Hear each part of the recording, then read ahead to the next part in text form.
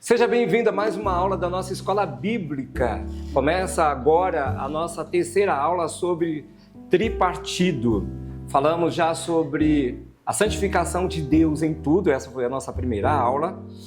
Na segunda aula nós falamos sobre o espírito do homem, que é a sede do Espírito Santo. O espírito do homem veio de Deus e quer voltar para Deus, deseja voltar para Deus. E tem que haver uma decisão nossa para que ele volte. E agora nós vamos falar sobre a alma.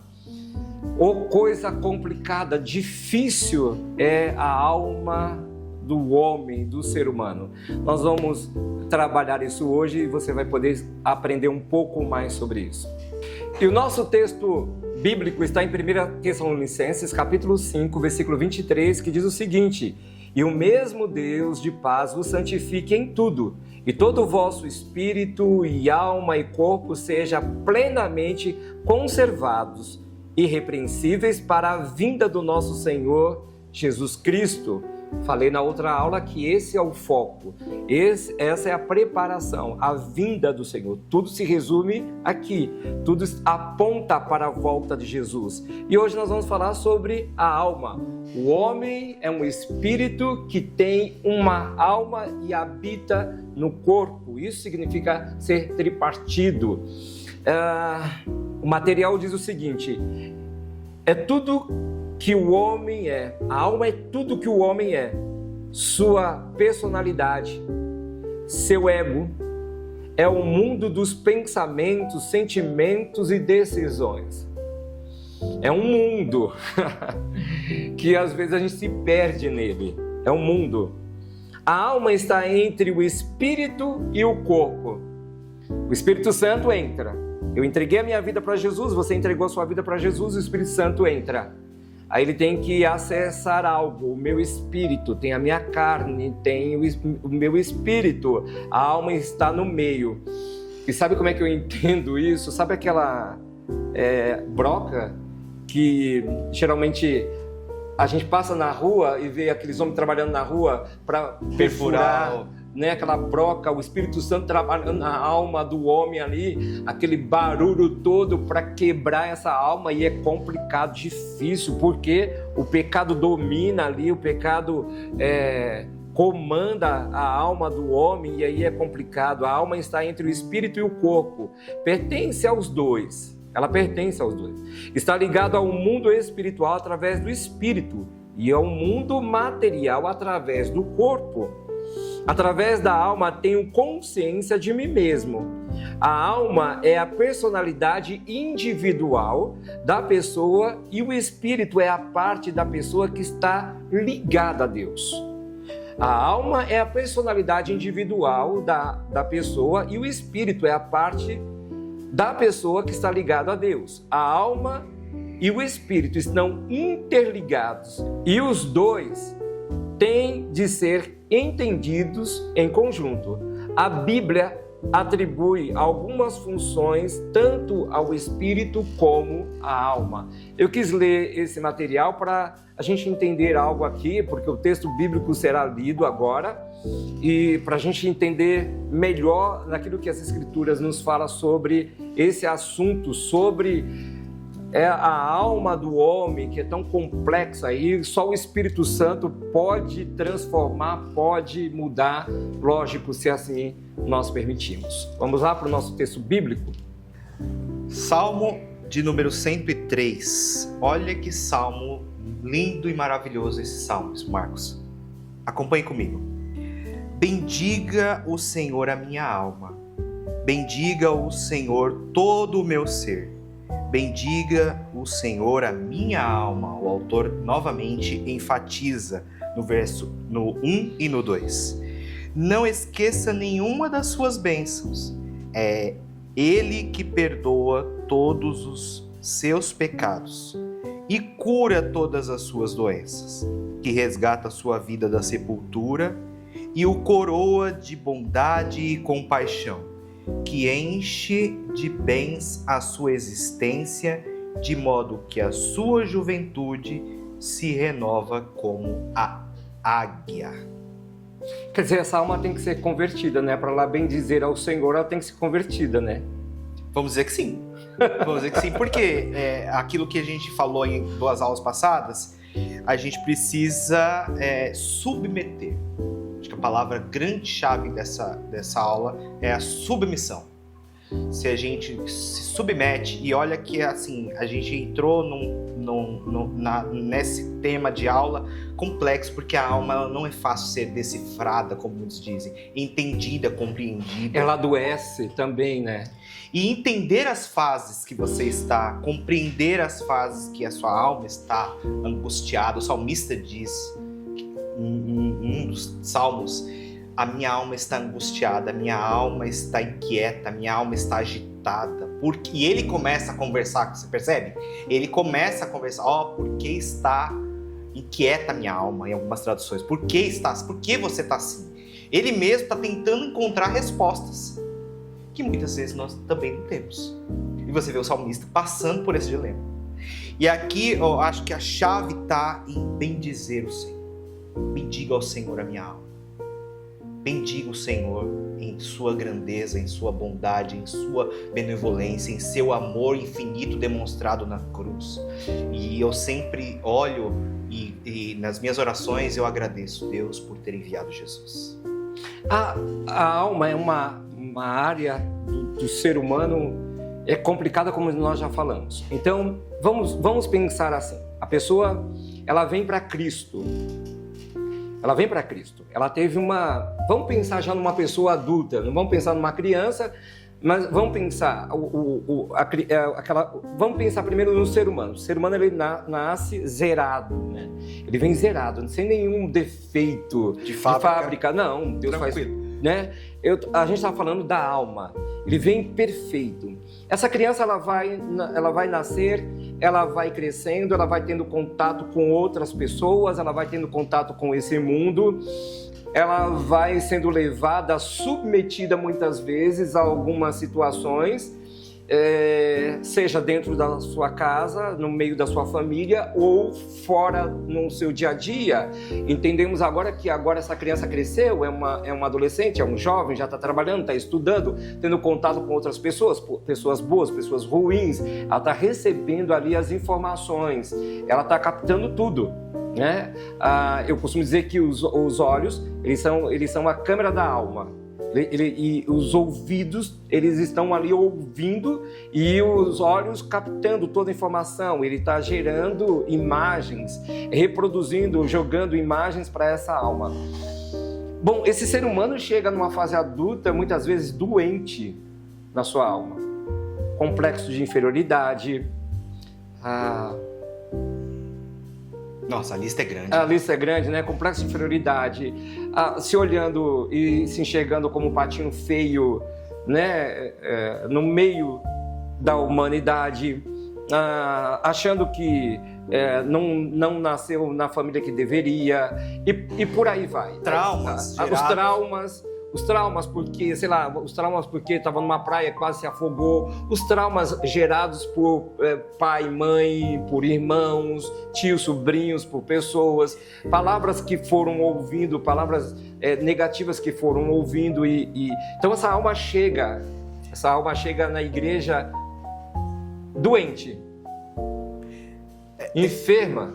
Tem isso que você falou, é importantíssimo a gente frisar aqui, destacar, porque daqui a gente vai conseguir entender muitas outras coisas.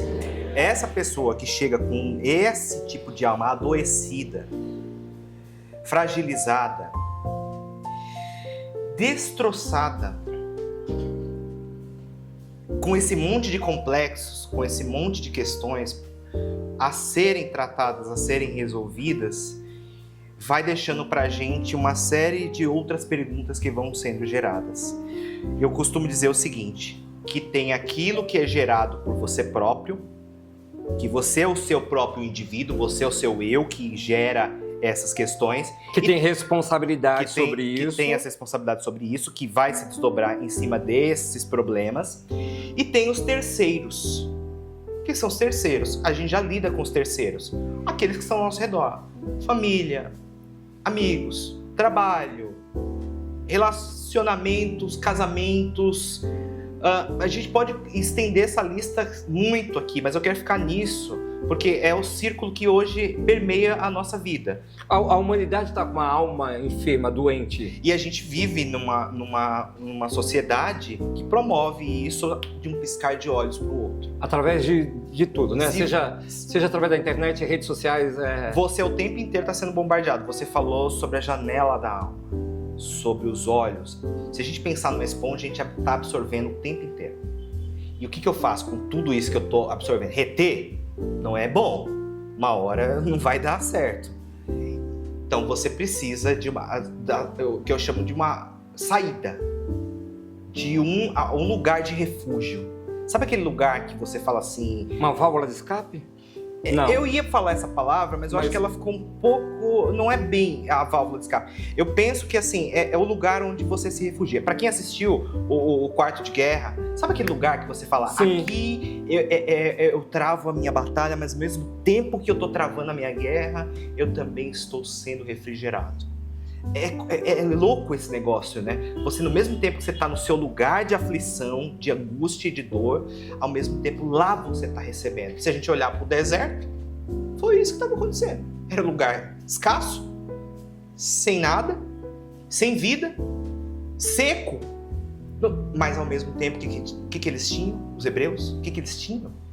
O próprio Deus estava com eles, aquecendo e dando refrigério, dando alimento, dando provisão. É o mesmo Deus. Então, quando a gente olha para isso, entende, a gente olha para nossa alma e fala, peraí, não é bem assim. Quando o salmista começa a se confrontar, minha alma, por que está abatida? Porque ele está tentando como eu disse, se descobrir, se entender, buscar respostas. Muitas vezes das quais a gente não tem. Mas o que eu posso afirmar, até eu creio que você também, muitos dos que nos assistem, por experiência própria, quando você está nesse estágio da sua vida, sua alma já não vê mais. Mesmo estando em Cristo, você pode estar assim. É estranho a gente falar, mas em Cristo eu estou livre. Não, você não está livre. Você está sujeito a isso, sim, e talvez até mais. Você estava falando sobre... você leu a palavra e a gente estava falando sobre como essa alma se converter, né? Ela bem dizer ao Senhor, né? E você citou sobre... as nossas responsabilidades. Eu entendo que eu preciso reconhecer, essa é a palavra, eu estava buscando uma palavra aqui, reconhecer que a minha alma ela está doente, que ela está enferma e que ninguém tem nada a ver com isso, e eu preciso buscar ajuda, e essa ajuda, mas para que alguém possa me ajudar, eu preciso reconhecer e colocar tudo sobre a mesa, dizendo, olha, então aí vem a ajuda necessária, sem reserva, para que então essa alma não comprometa, é bem essa palavra mesmo, o projeto da santificação em tudo. Isso Porque nós precisamos entender aí que ela é uma grande barreira, a alma do homem, ela é uma grande barreira, um instrumento contra esse trabalho, lógico, do homem caído, né? Depois que a alma de Adão e de Eva era uma alma tranquila, pensavam igual a Deus, né? Agiam conforme, tinha uma capacidade de gerenciar o Éden, né? Todo aquele jardim ali no Éden, de dar nome às flores e os frutos, os animais, tudo isso ficou na responsabilidade do homem. Então nós precisamos entender que se a alma ela não for tratada, de alguém que chegou na igreja, de alguém que entregou a sua vida em Cristo, se ela não se abrir, ela jamais, a sua alma pode entrar nesse versículo. Você pode ler de novo o texto bíblico? Salmo de número 103 até o 5. Bendiga, ó Senhor, a minha alma. Bendiga, ó Senhor, todo o meu ser. Bendiga, ó Senhor, a minha alma. Não esqueça nenhuma de suas bênçãos.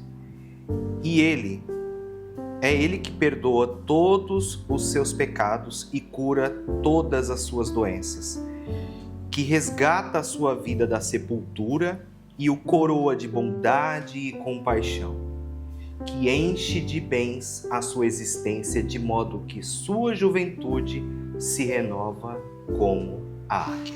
Olha que coisa extraordinária, né? A gente tem uma tendência de ser ingrato, né? Pra gente nada está bom.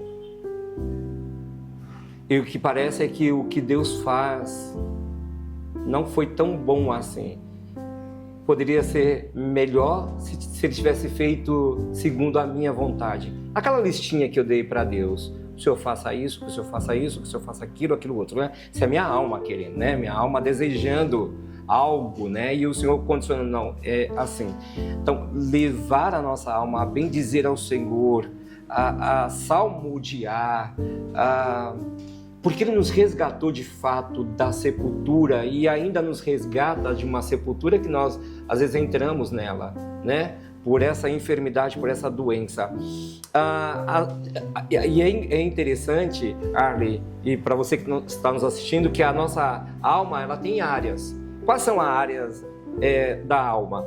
A mente, que é a sede da alma, que é o intelecto, pensamentos, raciocínios, a memória. E geralmente a memória, as memórias geralmente são daquilo que a gente não vivenciou, né? Geralmente tá ali e vem se reproduzindo sempre. Aquilo que não aconteceu, aquilo que eu pedi e não recebi, aquilo que eu orei e não alcancei, os jejuns que eu fiz e parece que nada deu. Né? A mente do homem trava essa guerra, né? Nós esquecemos o favor de Deus, né? O favor de Deus em muitas áreas que já aconteceram. E é por isso que eu disse que a alma ela é ingrata.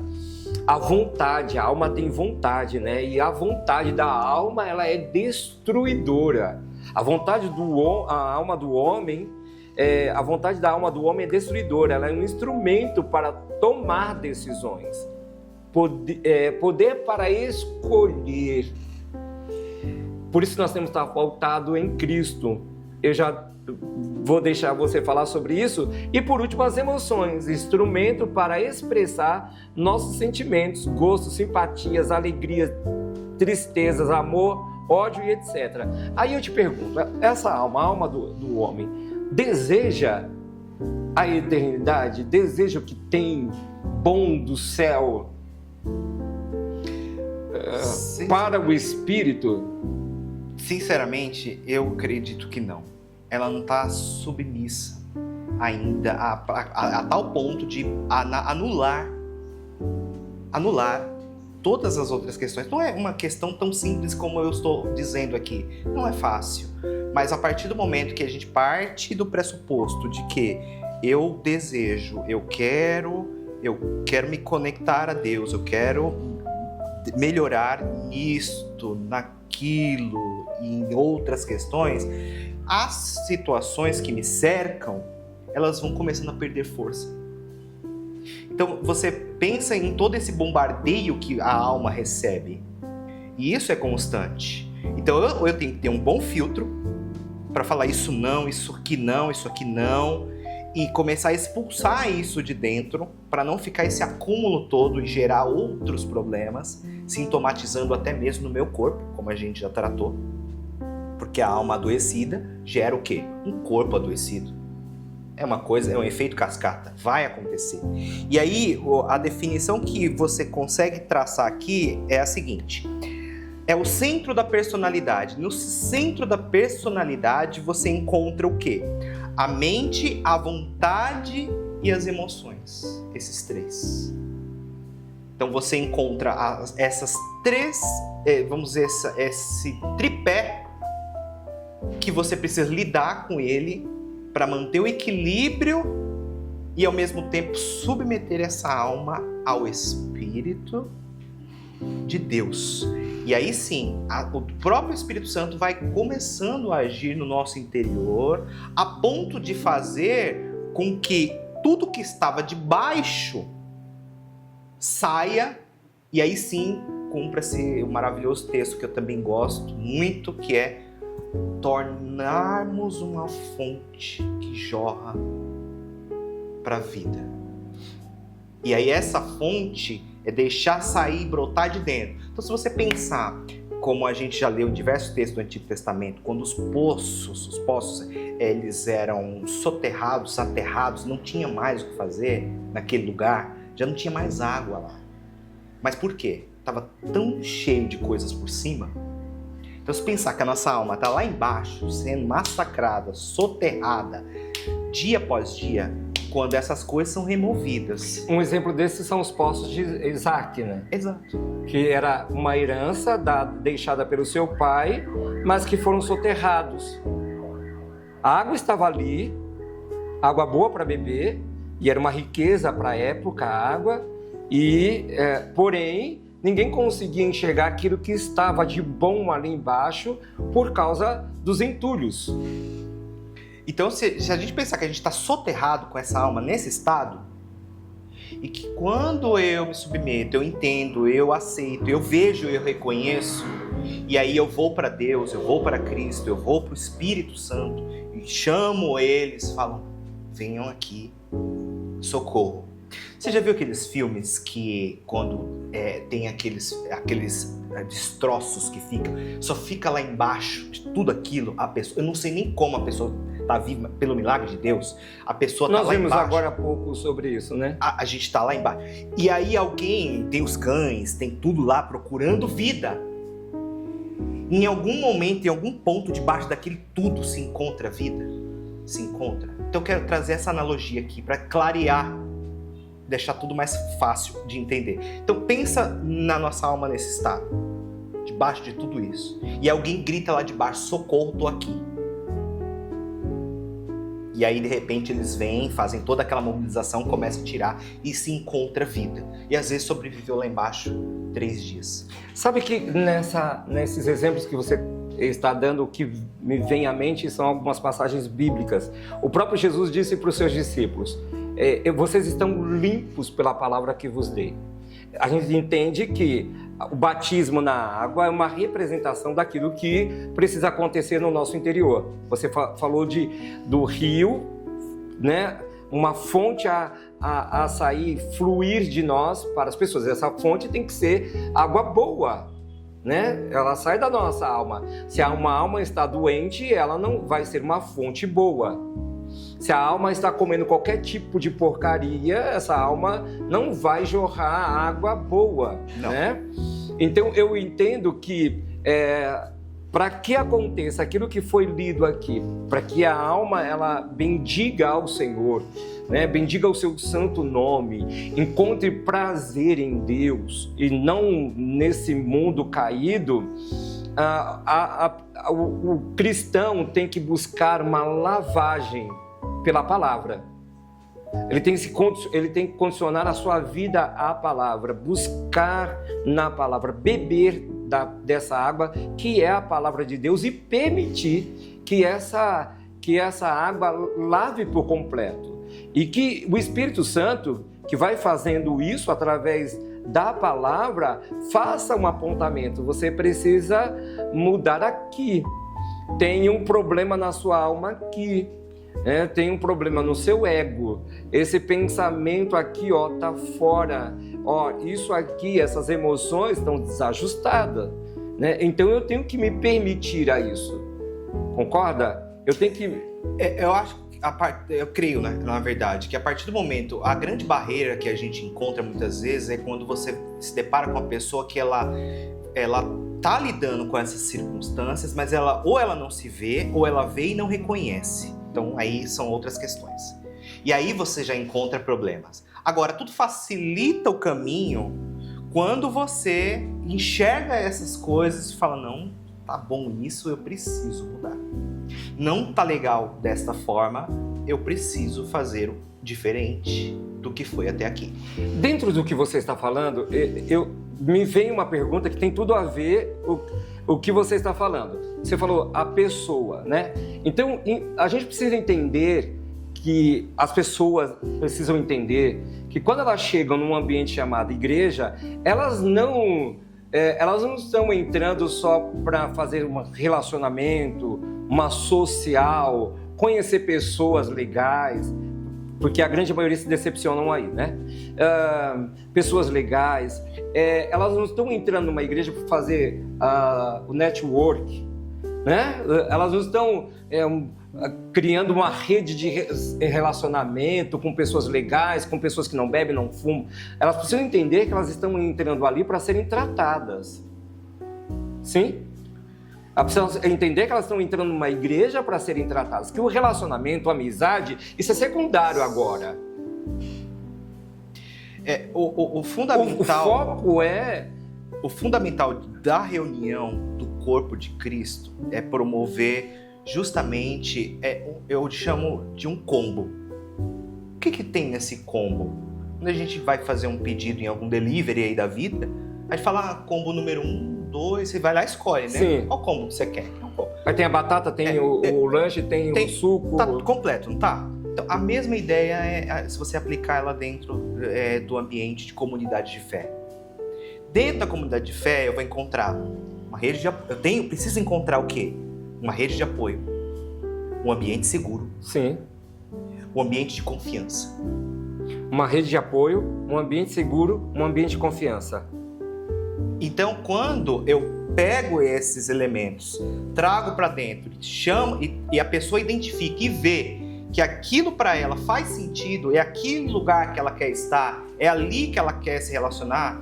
E aí, como eu costumo ouvir, como o meu pastor costuma dizer, é bem interessante, ele fala, se você não criou ainda cinco amigos dentro da sua comunidade de fé, você ainda não é igreja. Quando eu ouvi isso pela primeira vez, é forte, né? Ou seja, sim, amigos, quando eu digo amigos, são amigos, com A maiúsculo. Aliás, tudo escrito em maiúsculo, caixa alta mesmo. Amigos, se você ainda não criou, você ainda não tem uma comunidade de fé. E aí eu digo amigos, aí eu quero aqui abrir um parênteses. O que são esses amigos?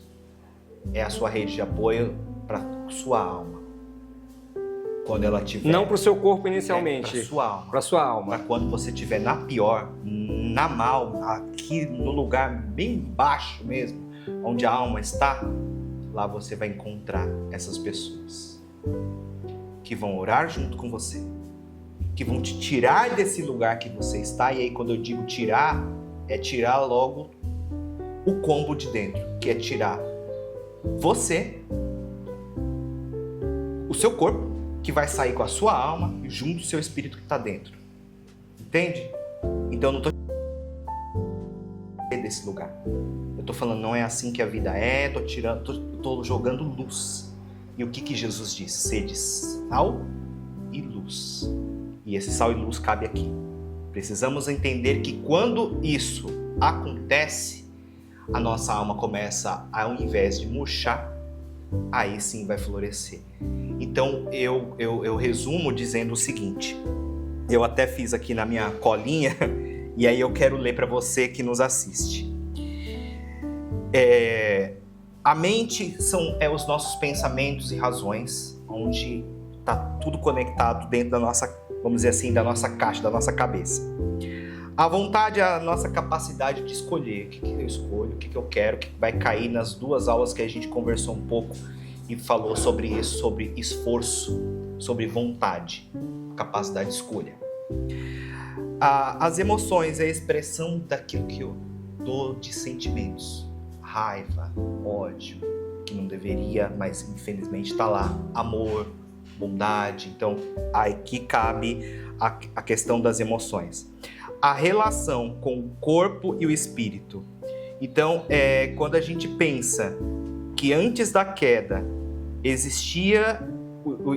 nós tínhamos um governo perfeito e que depois da queda já não houve mais esse governo perfeito, nós estamos sujeitos a ter essa alma. Isso é para qualquer um de nós. Ninguém está livre disso. Agora, o importante é o acolhimento da comunidade de fé, trazer para perto, demonstrar para que essa pessoa se sinta nesse ambiente, aí sim ela expõe a sua alma. Sabe aquele negócio de desnudar? desnudar, é se despir, é tirar. Sabe, já ouviu a expressão alma lavada? Já. Eu tô com a alma lavada. Muitas vezes quando ou descarrega as suas emoções no sentido negativo, sim, que geralmente usam para esse lado. Que é triste. Eu acredito que sim, porque poderia ser de outra forma. E quando, por exemplo, você conclui algo que você queria muito. Já viu aquele som? Puxa, alcancei isso, tô com a minha alma lavada. Tirei essa nota, passei na faculdade, consegui esse emprego, sei lá, eu busquei tanto isso. Aquele tal do ufa e aquele respiro final, alma lavada. Me livrei daquele pecado que eu achava que nunca iria me livrar. Alma lavada. Interessante isso. Nós estamos chegando no final da nossa aula e é um tema que, só esse tema aqui sobre alma, sei lá quantas aulas dariam. Muitas, né? Muitas. Vamos fazer uma série.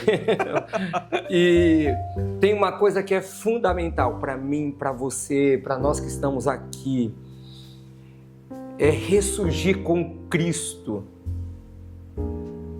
É morrer. É colocar a nossa alma para morrer em Cristo Jesus. É colocar a nossa alma para ser crucificada na cruz do Calvário. E ao terceiro dia ressurgir, ressuscitar com Cristo. Que você possa entregar a sua alma para o Senhor. Se você tem uma alma doente, se você tem uma alma comprometida, se você tem uma alma sangrando, ferida, ore ao Espírito, peça ajuda ao Espírito.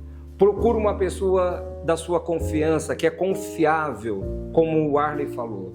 Peça ajuda, irmãos que vão orar por você, irmãos que vão jejuar por você e te levar também a jejuar. Você também jejuando por a sua alma. Se submeta à palavra de Deus, coloque a sua alma submissa à palavra de Deus. E então, aquilo que o Arley leu no Salmo 103, bendiz, ó minha alma, ao Senhor. Tenho certeza que isso vai acontecer. E porque se você não fizer isso, ela é um grande instrumento para impedir que o seu espírito chegue à eternidade com Cristo. Nós te aguardamos na próxima aula, em nome de Jesus.